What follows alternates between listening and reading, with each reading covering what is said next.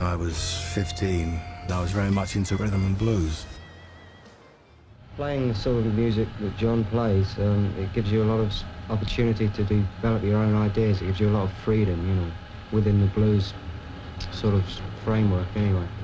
So I did him, you know, it did do me a lot of good being with John. Do you respect him as a musician? Oh yeah, he knows what he's doing.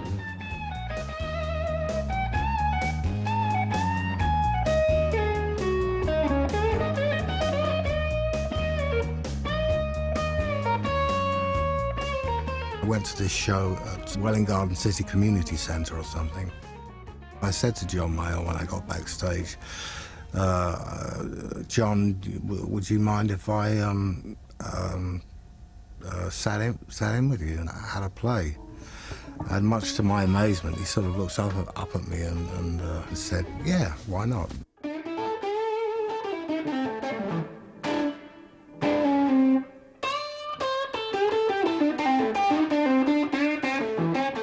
He really loved it, and we said that we would keep in touch with each other, and we exchanged telephone numbers, but I think we lost touch with each other somehow. I put an advert in the Melody Maker.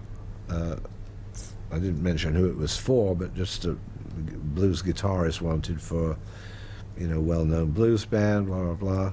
And Mick Taylor answered that advert, I think maybe on the second day or something like that. And I didn't really need to answer the phone after that. I've never been as nervous in my life. Because I was following in the footsteps of Eric Clapton and Peter Green.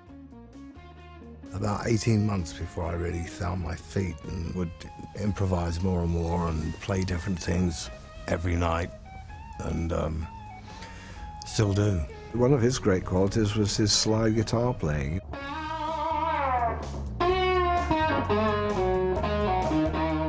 We hadn't had anybody in the band who had been into that.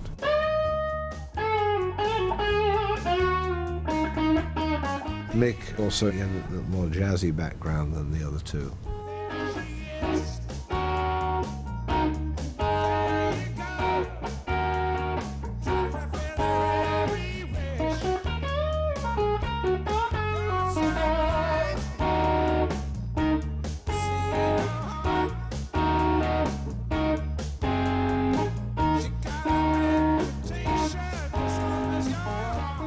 We used to do all kinds of stuff with John Mayall.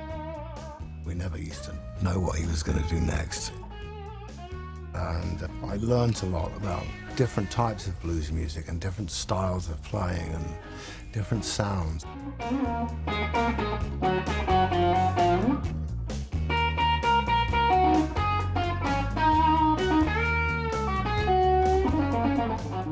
Some American jazz orchestra had put together something which was a suite, a jazz suite, and I thought this would be a good idea to actually tell a story that was a complete story, like chapters, and have them all joined together.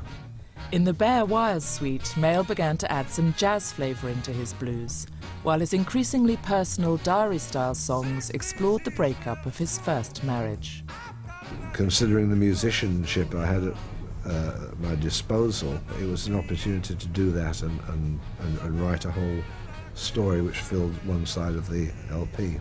Bare Wires stands up, and it was, I don't have any doubt, it was the forerunner of the jazz rock movement. I do think Bare Wires is a groundbreaker, I really do. It's sort of, it just kind of focused a lot of that stuff in a completely different way, and I think partly it had to do with the fact that John hadn't had a lot to do with jazz up to that point. You know, he thought, man, this is, I could get into this, and of course he could.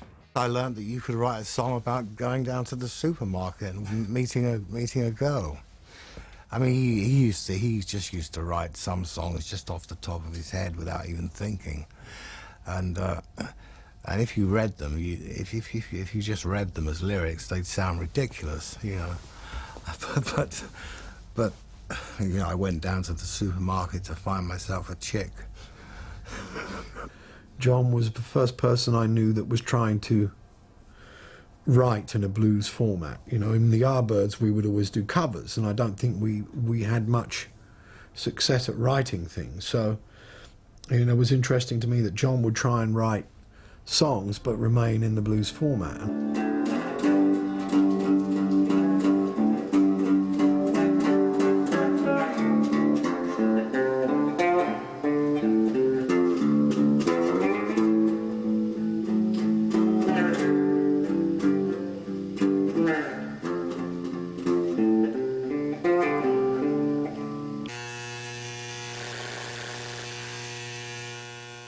This isn't my guitar, you see. This is one of those that I get from the guitar shop.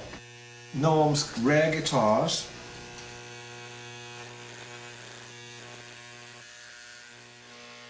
And he lends them to me, and then I do some of my artwork on them. And then he lets me have two in exchange, so it's a pretty good deal.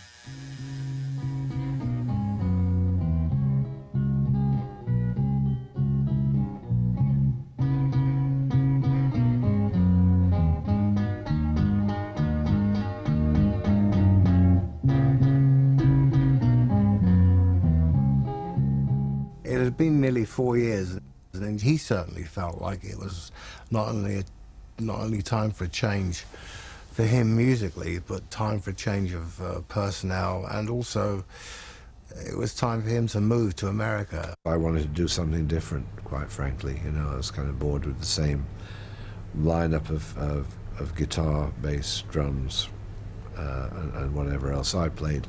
So conveniently, Mick Jagger called me up around that time because he wanted a replacement for Brian Jones so that they could go on the road.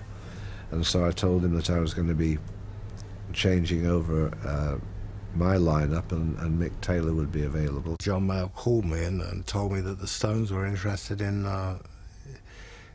trying me out as a guitar player. You know, I thought for some session work, but apparently it turned out to be, you know, a bit more than that. Everybody thought that he was forever going to have a band featuring the new Eric Clapton or the new Peter Green. And then he reached the point we got quite sick of that. He then put together an album and a band called Turning Point, where he turned his back on the expected format of guitar, bass and drums and brought in more acoustic instruments. I just wanted to do something different with a little less volume, you know, and experiment in that area.